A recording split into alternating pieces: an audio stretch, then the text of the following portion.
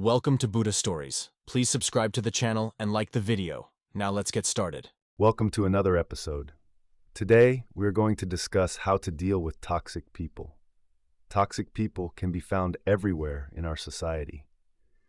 Sometimes toxic people can be found within our own family. They might be in our neighborhood. We might even find them among our friends. One way or another, we have to deal with these people. And of course, we aim to avoid getting hurt ourselves and also to avoid hurting others, right? So we need to find a way to handle these people. Today, we will talk about that. First, I want to share a wonderful story that shows us how the Buddha dealt with a toxic person. This is a famous and well-known story. A man came to the Buddha and started shouting, insulting, and cursing at him.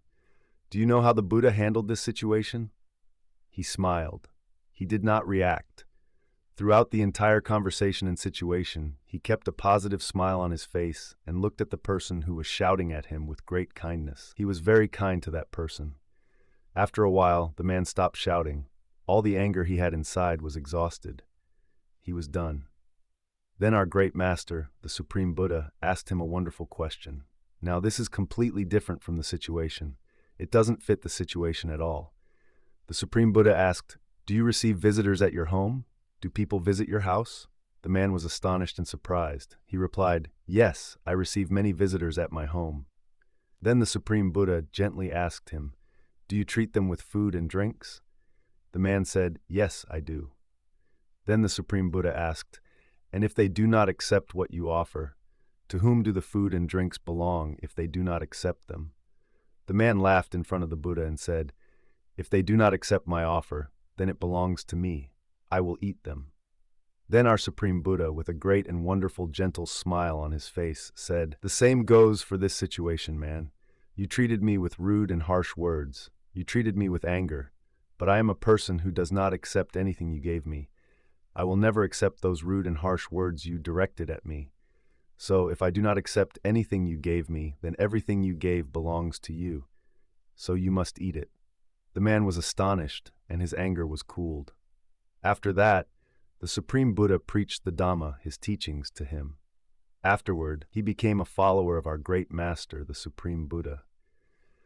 Now see how positively and successfully our great master, the Supreme Buddha, dealt with that toxic person. Now, if we were in that situation, what would be our reaction? Normally, when people shout at us, we try to shout back. We try to prove they are wrong. We try to control them with our rude and harsh words. The Supreme Buddha said, "If you repay anger with anger, if you give the same thing back, it means you are sharing their food and eating it. If you become angry, it means you are sharing their offerings." Remember, whenever you're in such situations, whenever you face toxic people, whenever people around you are angry, what should you do?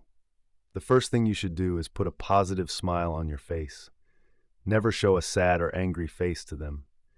If you show that, it means you are providing what they want, because they come to you expecting to hurt you. If you show them that you are hurt, then you have not succeeded. You provided what they wanted. So never show an angry or sad face to them. Put on a smile. Be a positive person. Be a person bigger than them. Because when a person gets angry, they become mentally weak.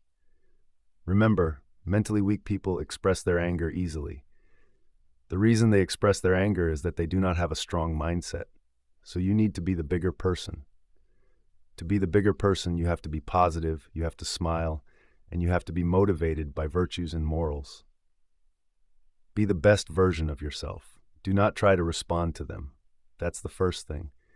And also you have to listen to what they say, what they speak. Separate the person and what they say. Do not care about the person. Care about what they say. Sometimes they might be shouting at you because of a mistake they think you made. But in reality, sometimes you did not make that mistake. So what should you do? You should listen and understand what they are saying. Pay close attention to what they are saying. Then, if they complain about a mistake or something else, you should think, does this mistake exist in my life? Is this mistake present in my life? Did I really make this mistake? If you have made any mistake and that is why they are shouting at you, then you should correct your mistake. But never show an angry or sad face. Then you should correct it. If you have not made any mistake and still they are complaining about you, then do not try to prove that they are wrong. Because every time you try to prove that they are wrong, they might misunderstand. Because when our mind is deluded or when our mind is covered by anger, normally an angry person closes their eyes and ears and opens their mouth. They cannot see anything. They cannot hear anything. So what should you do? Do not try to prove that they are wrong. Stay silent. Silence can give many answers to problems. So if you need to prove that they are wrong, prove that they are wrong with your success, not with your words. That is how we do it. So you should separate the person and listen to what they say. If you have made a mistake, correct it. If you have not made a mistake, let it go. Do not care about it. So the best practice you can do to generate and have this skill is to practice the mind of loving kindness. If you love yourself, you will never want to get carried away by anger. If you love yourself, then you will have the opportunity to love others. And if you love others, you will never try to hurt them with rude and angry words. So practice loving kindness. Practice compassion. Love, compassion, and care. These things can provide many answers to the problems that arise in our life.